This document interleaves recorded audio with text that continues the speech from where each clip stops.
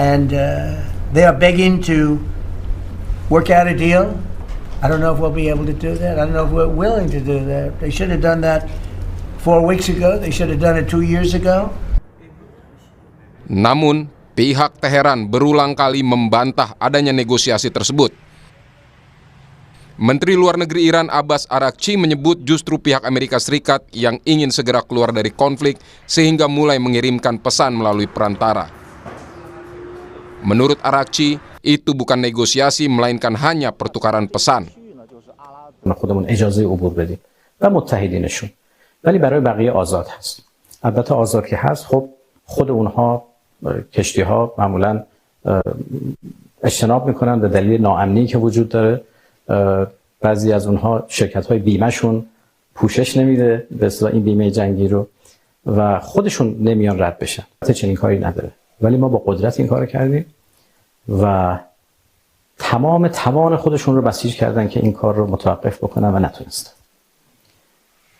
حتی متوسل شدن به کشورهای دیگه.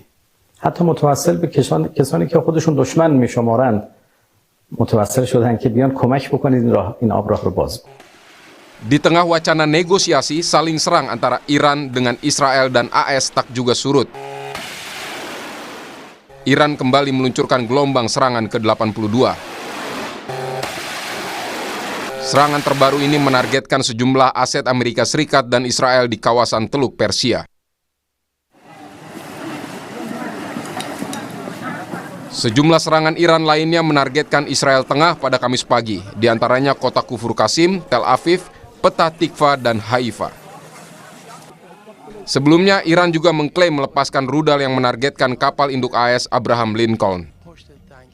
Sementara melalui pernyataan Benjamin Netanyahu, Perdana Menteri Israel mengklaim berhasil menewaskan Komandan Angkatan Laut Korps Garda Revolusi Islam Iran, Ali Reza Tangsiri, dalam serangan udara terbarunya. אנחנו ממשיכים לתקוף בעוצמה את המטרות של משטר הטרור האיראני. אמש חיסלנו את מפקד חיל הים של משמרות המהפכה.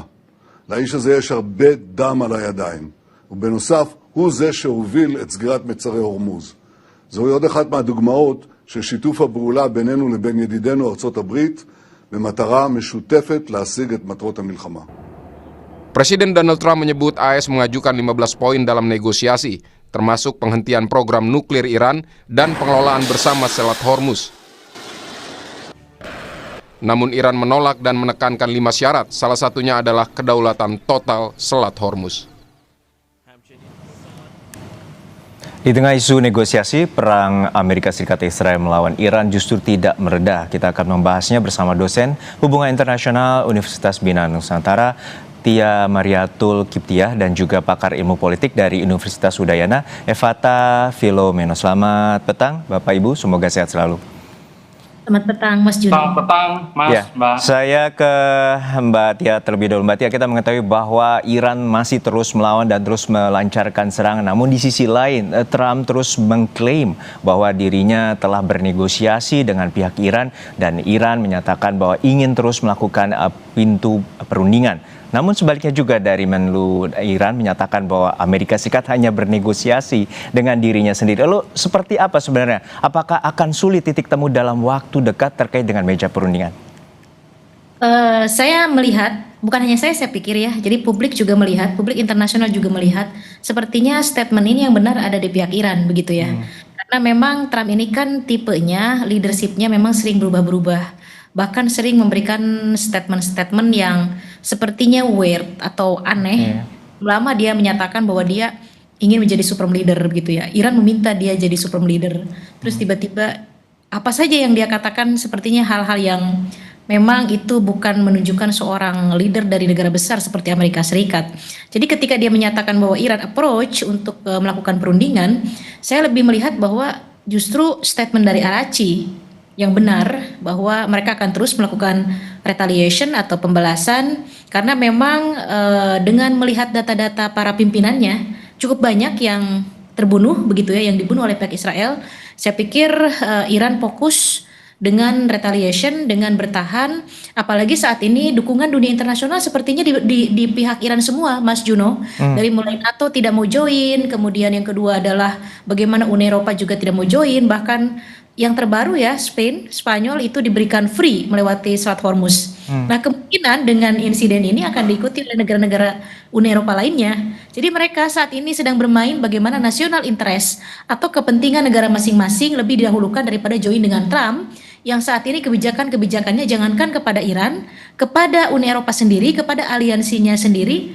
Belum lama ya kita lihat bagaimana Trump misalnya ingin menyerang Greenland, kemudian melakukan penculikan terhadap Maduro. Nah, ini menjadi catatan tersendiri bagi Uni Eropa.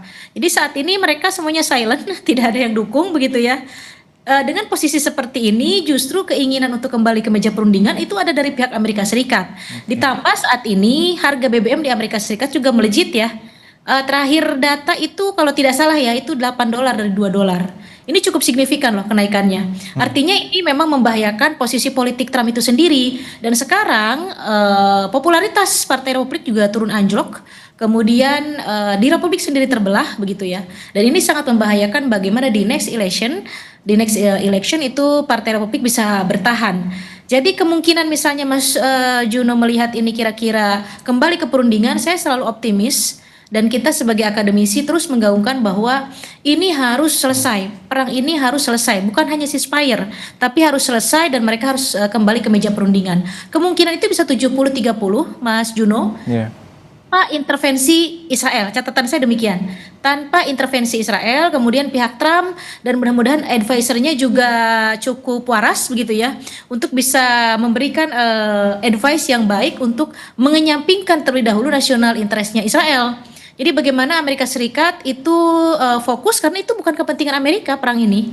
Jadi harus kembali ke meja perundingan dan tidak terprovokasi oleh Israel. Demikian, Mas. Ya, kita mengetahui bahwa ini ada masalah trust issue juga karena pada 2 pertemuan meja perundingan sebelumnya bahwa Amerika Serikat yang meninggalkan meja perundingan bahkan menyerang di pintu belakang Iran dan terjadi sejak dari Juni dan juga terakhir di Februari lalu. Untuk saat ini Mas Evata, bahwa kita bisa melihat Iran memiliki ketidakpercayaan dan bahkan juga menegaskan menolak 15 butir negosiasi plan dari Amerika Serikat. Untuk saat ini sebenarnya apa saja poin-poin syarat perdamaian yang telah diajukan Amerika Serikat dan Iran sendiri yang sudah mengajukan 5 persyaratan, dan apakah itu menjadi leverage atau daya tawar masing-masing pihak agar menemukan titik temu?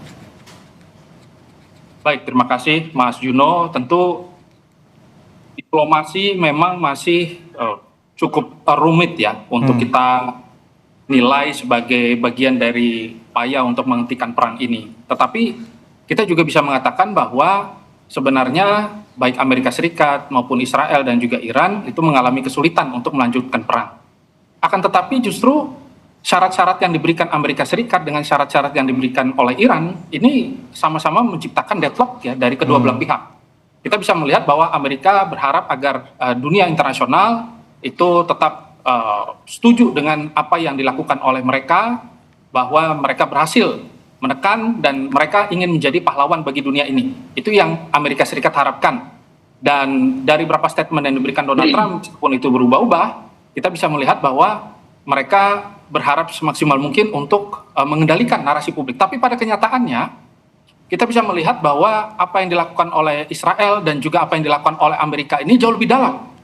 Yaitu adalah persiapan bagaimana nantinya ketika diplomasi ini gagal, meskipun ini diundur sampai tanggal 6, tetapi persiapan dari Amerika ini malah justru jatuhnya eskalasi kan gitu.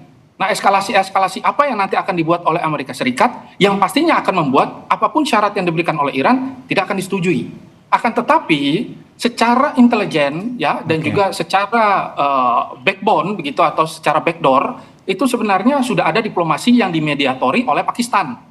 Nah, maka dari itu Pakistan meminta agar Israel jangan dulu menjadi kartu liar menyerang beberapa tokoh-tokoh yang tentunya masih bisa mendengarkan dan juga menerima persyaratan yang diajukan oleh Amerika. Yang jumlahnya ada 15, poin-poinnya jelas ya, tetapi memang kita bisa melihat bahwa situasi ini masih dalam kontrol yang cukup sulit karena kita melihat bahwa Amerika Serikat mencoba semaksimal mungkin mendeeskalasi ya situasi hal tersebut. Tetapi mereka tentu malah mempersiapkan satu eskalasi yang justru membuat situasi ini menjadi kontraproduktif. Maka sebenarnya apa yang dilakukan oleh Trump polanya itu jelas. Mereka bikin ancaman ya, setelah itu mereka dapat perhatian dan nanti mereka akan cari jalan keluar.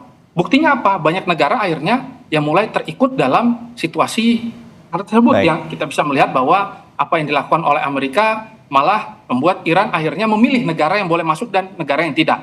Nah, Baik. ini kan malah panjang dan juga malah memperpanas situasi yang tentunya nanti akan menjadi sesuatu yang tidak bisa terprediksi dengan sangat cepat. Demikian. Baik, untuk saat ini memang Mesir, Turki dan juga Pakistan telah menyampaikan 15 butir negosiasi yang juga sudah diterima oleh Iran. Untuk saat ini seperti apa pembahasannya dan seperti apa masa depan terkait dengan perang antara Amerika Serikat, Israel dengan Iran, kita bahas lebih lanjut di usai jeda hanya di Sapa Indonesia Malam.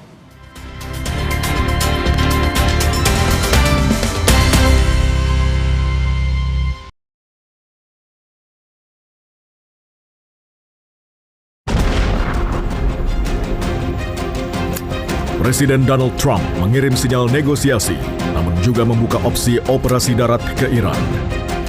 And they are negotiating, by the way, and they want to make a deal so badly, but they're afraid to say it. هم تا الان انجام نشد. من با زرس قاطع عرض میکنم هیچ مذاکره و گفتگویی با طرف آمریکایی نبود. Bola liar, pukul 8:30 malam ini, live di Kompas TV. Sepanjang Ramadan, siapkan tubuh dengan 3 botol Aku Viva. Setara 2 liter air diminum dari buka sampai sahur. Biar satu harian puasa pasti sejuknya. Aku Viva, murni dan pasti sejuknya. Selamat Idul Fitri dari Wings Food. Tiap orang punya semangatnya masing-masing untuk memberikan yang terbaik. Terima kasih untuk kamu yang tidak bercerita, tapi selalu semangat 100%. Kopi Kapal Api, jelas lebih enak. Sepanjang Ramadan, siapkan tubuh dengan 3 botol Aku Viva. Setara 2 liter air diminum dari buka sampai sahur. Biar satu harian puasa pasti sejuknya. Aku Viva, murni dan pasti sejuknya. Selamat Idul Fitri dari Wings Food. Nenek dapat umroh! Kejutan tutup botol Ramadan Aku Viva dimulai. Hadiah spesial hanya selama Ramadan. Ada produk elektronik, uang, temukan hadiahnya di semua ukuran Aku Viva selama Ramadan dari Wings Food. Polemik utang kereta cepat Jakarta-Bandung Wush masih bergulir. Presiden Prabowo bahkan menyebut akan bertanggung jawab. Serap berita dan informasi terpilih. Dari tragedi ledakan di SMA N72 di lingkungan pendidikan, evakuasi seorang warga lansia yang terjebak banjir. Ikuti Kompas Malam setiap hari pada jam-jam berikut live di Kompas TV. Didukung oleh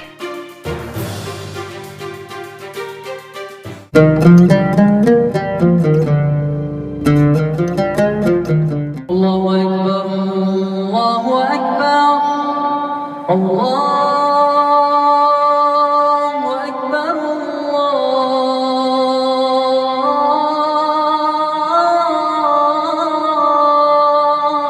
Allahu Akbar.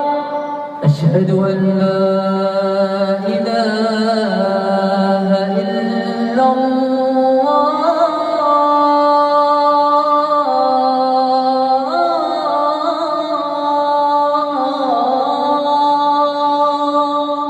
Asyhadu an la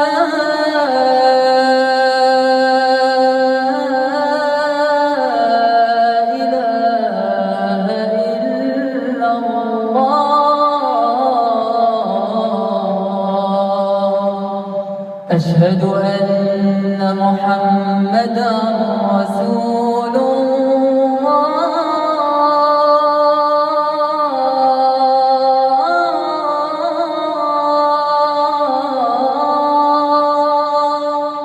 أشهد أن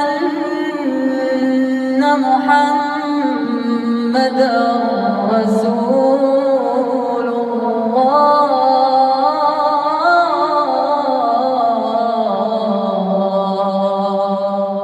حي على الصلاة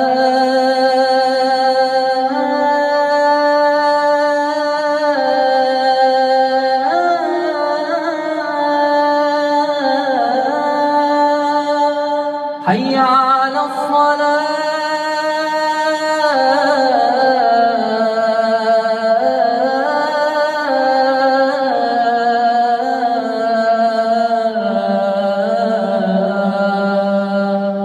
حي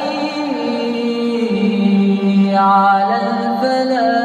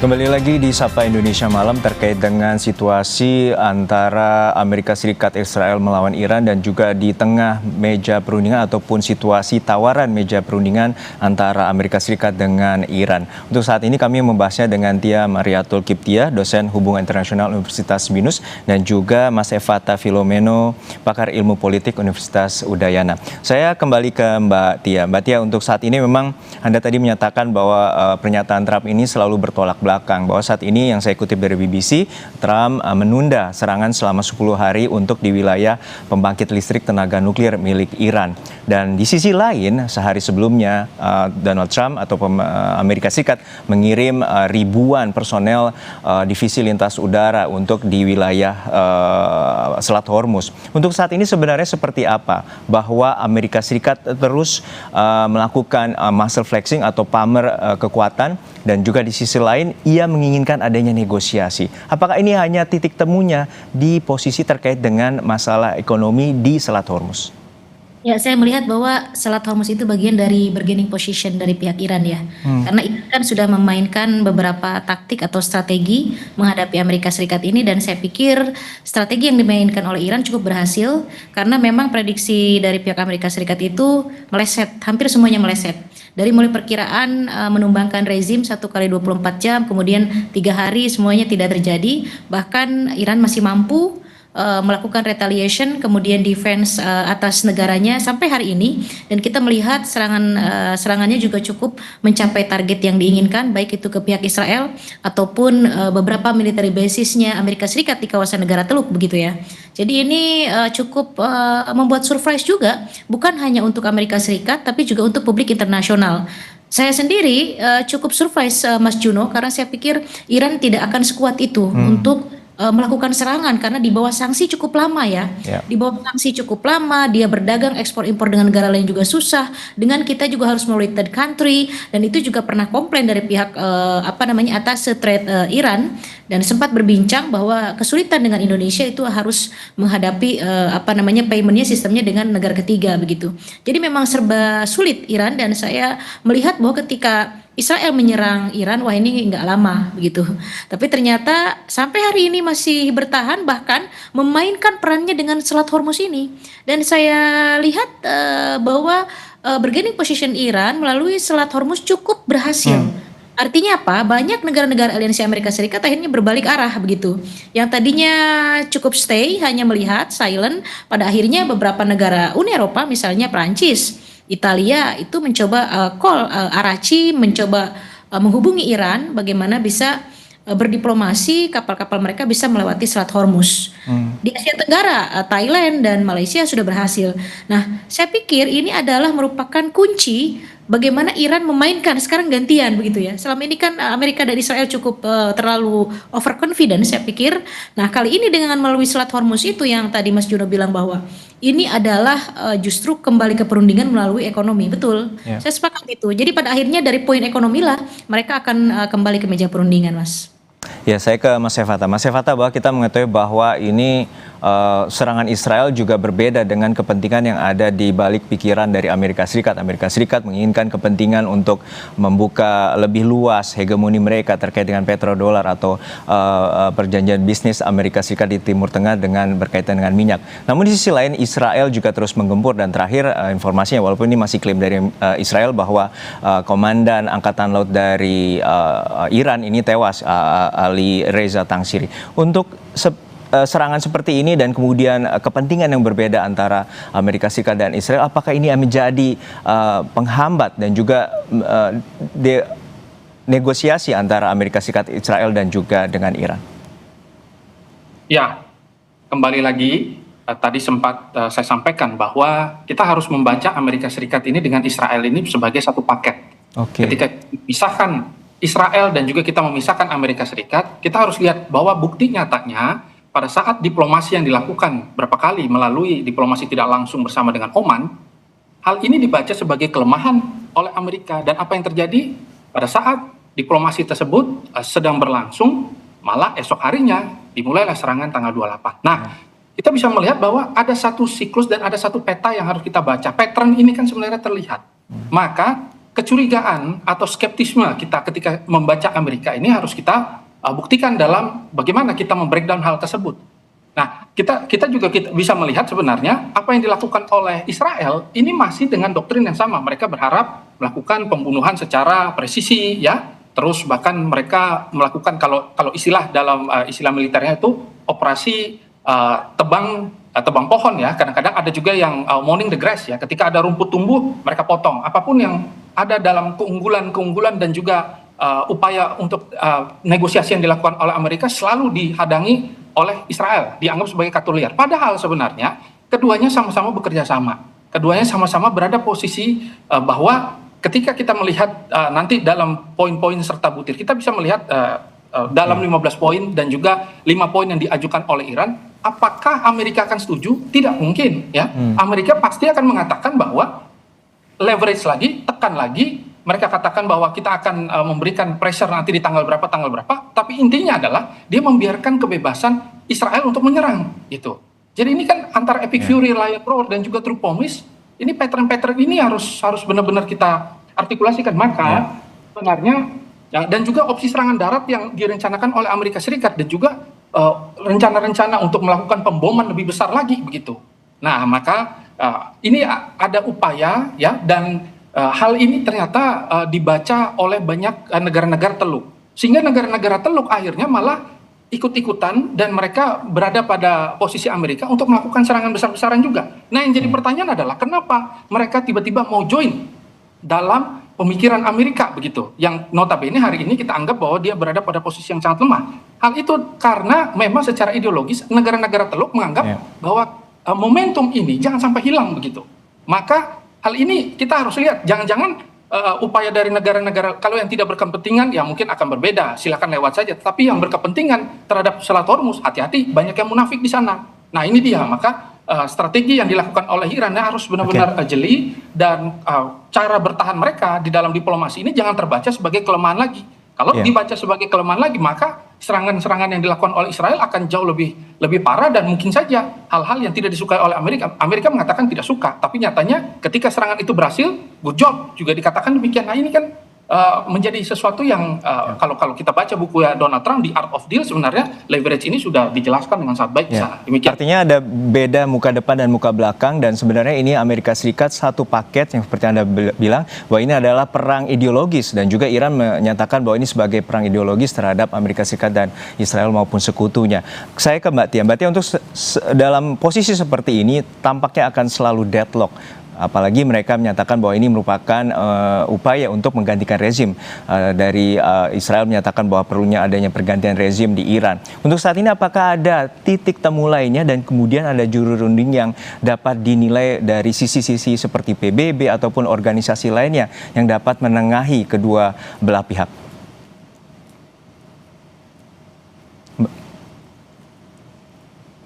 Mbak Tia, maaf, sepertinya masih di mute. Oke. Mudah-mudahan tidak deadlock ya Mas Juno, karena dalam perspektif hubungan internasional kembali ke meja perundingan itu akan selalu ada. Dan saya termasuk akademisi yang sangat pro terhadap proses diplomasi dan sangat mengutuk keras bagaimana perang selalu terjadi, karena efeknya bukan persoalan antara dua negara atau tidak negara yang bertikai, tapi efeknya adalah kepada sipil. Maka selalu saya mengannounce atau mempromosikan bahwa how to create a peace itu adalah is better daripada terus melanjutkan perang. Jadi kenapa harus kembali ke meja perundingan? Dalam hal ini kembali lagi saya tekankan bahwa national interest-nya Amerika Serikat dan Israel itu berbeda. Kenapa Donald Trump approve terhadap keinginan Netanyahu? Karena memang posisinya ada lobby-lobby AIPAC, ada lobby-lobby komunitas Yahudi di Amerika yang cukup kuat, begitu ya. Sementara publik Amerika membaca bahwa ini tidak ada kaitannya dengan perang Amerika sebetulnya. Nah, Israel itu sangat-sangat keras untuk menentang Iran. Jelas Iran the only one, satu-satunya negara di kawasan yang cukup mengganggu dan menjadi duri sovereignty-nya Israel. Israel itu tidak ingin ada two-state solution, bohong itu. Jadi dia hanya ingin ada satu negara, one state solution yang bernama Israel. Bahkan akan expand menjadi Israel Raya, begitu. Ini sudah disampaikan, ini bukan hoax, ini data yang sudah disampaikan beberapa kali dalam statement Netanyahu.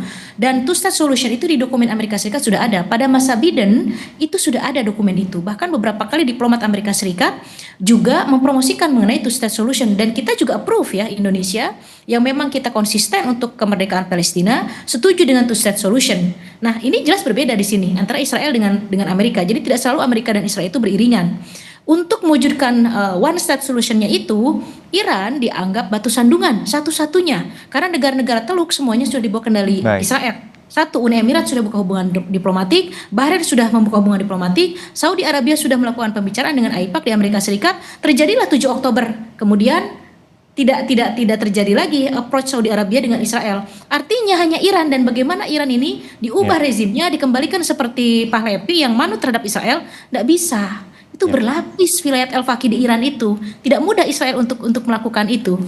Demikian Mas Juno. Baik, tentu ini perang sudah memasuki hampir sebulan, dan tentu pihak-pihak yang bertikai perlu memikirkan untuk seperti apa keberlangsungan terutama dunia ini untuk dalam posisi perdamaian, dan Amerika Serikat maupun Israel perlu menahan diri, dan juga retaliasi dari Iran perlu deeskalisasi. Terima kasih sekali lagi Tia Mariatul Kiptiah, dosen hubungan internasional Universitas BINUS, dan juga Mas Evata Filomeno, pakar ilmu politik Universitas Udayana, telah berbagi perspektif bersama kami di Sapa Indonesia Malam. Usai jeda saudara, arus lalu lintas jalur arteri Karawang Jawa Barat menuju Jakarta padat